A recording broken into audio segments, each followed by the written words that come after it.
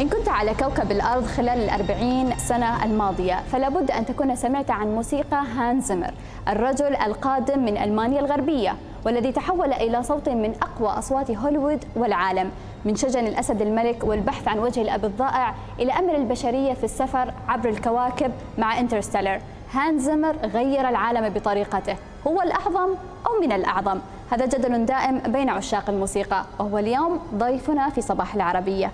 أهلا وسهلا. I think blushing first thing in the morning is not so good. Okay, but thank you. It's a pleasure to be here. Thank you for having me. إذا كان هناك من يقول أنك أعظم مؤلف موسيقى أفلام في العالم، ما هو تعليقك وكيف ترد؟ There is no such thing. It's not a horse race, right? It's not. I mean, John Williams is the greatest film composer. I mean, up until just recently when he died, you know, my friend Ennio Morricone. I mean, to me, he was the greatest film score composer. And you know, I have good days and bad days, and I have good movies and bad movies. I like what I do. Put it this way: I love my job. I love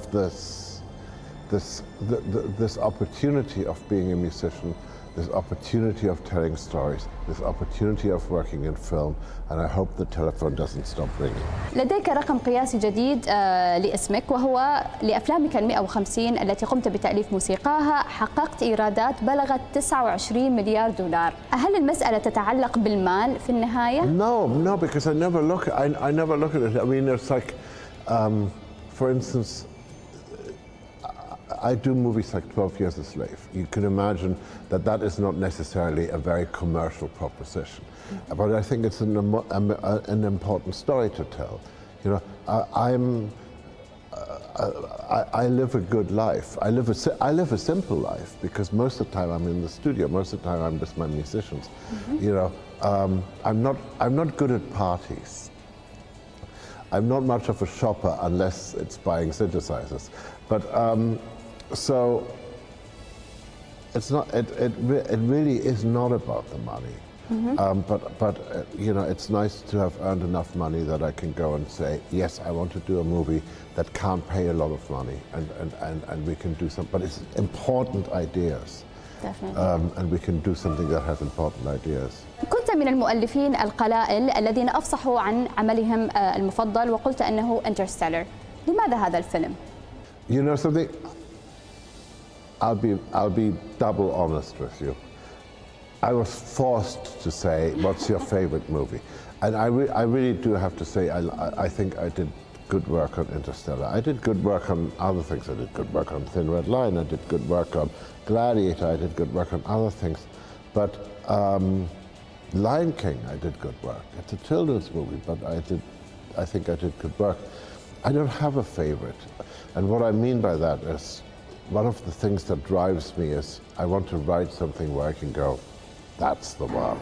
Wow. And I haven't done that yet. How many? You've not done yet that. Even for Interstellar, Lion King. Interstellar's good, but it's good. But all it did was it said, oh, the possibility, the ambition exists to write something better. Talking about Lion King, it's one of your greatest work. What is the special relationship that you have toward that music that's full of emotion, full of, like, you know, it's fatherhood? I mean, there are two parts to the story. The first part is funny.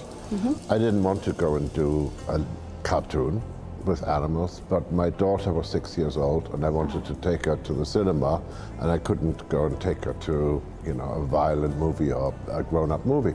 So I just wanted to show off as a father. So I thought, okay, I'll do this cartoon. But the surprise for me was that this story with fuzzy animals was about the death of a father and the child that he leaves behind. And my father died when I was very young. So I always write from a personal point of view. I wanted to say I always write from the heart.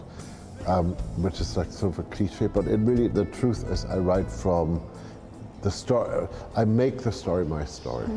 And so I wrote a requiem for my father.